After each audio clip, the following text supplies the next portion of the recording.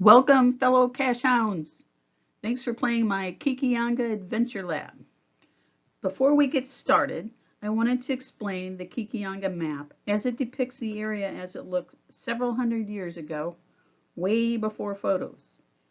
It includes 3 rivers for which this area is known for and also referred to as the Maumee River, the St. Joseph River, the St. Mary's River. The meeting place of these 3 rivers is called a confluence. You are here. So let's get started. The first stop on this journey will take you to the Courthouse Green that is located in front of the Allen County Courthouse.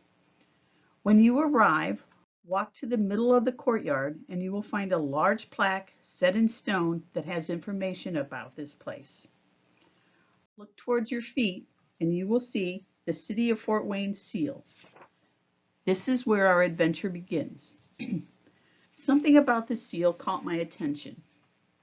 I have looked at it more closely and I was struck by the Native American name that is spelled out in the inner circle of the seal, Kekionga. How could I not know the history of what the symbols mean? I'm sure I learned about it in grade school at some point, probably a long time ago. But why didn't the meaning come to mind? Maybe I missed school that day. Yeah, that was probably it. Oy vey. I have lived in the city of Fort Wayne for most of my life and regularly saw and recognized our city seal.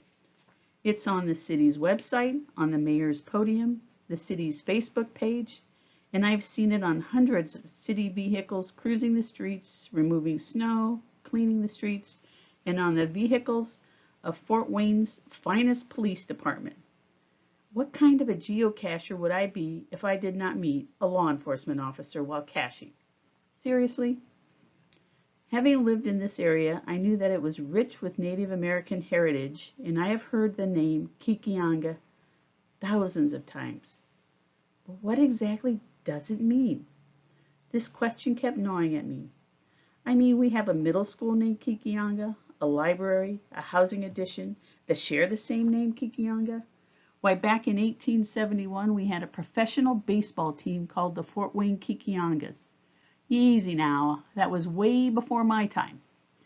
We have a cider company, a historic trail, an amateur radio club, camps for kids, and a local author that penned a book about Kekionga called The Bones of Kekionga, and a host of other groups using the name. So take a seat and enjoy the view, and we will look at the seal symbols in more detail. The seal of the city is a representation of Mercury's wand, entwined with 2 serpents on the right, a sword and a pair of scales on the top with the word Kekionga, with the inscription City of Fort Wayne, Indiana, around the outer edge. The sword is a symbol of strength and defense. The scales are a symbol of justice. Mercury's wand is entwined with 2 serpents. The Greeks regarded snakes as sacred and used them in healing rituals. The snake venom was thought to be remedial, and their skin shedding was viewed as a symbol of rebirth and renewal. Well, that's interesting. But what about the word Kekionga? I'm going to have to do some digging. In my research, I learned that it had several meanings. Some said it meant blackberry bush. Boy, that looks delicious. I remember my great-grandmother making blackberry jam.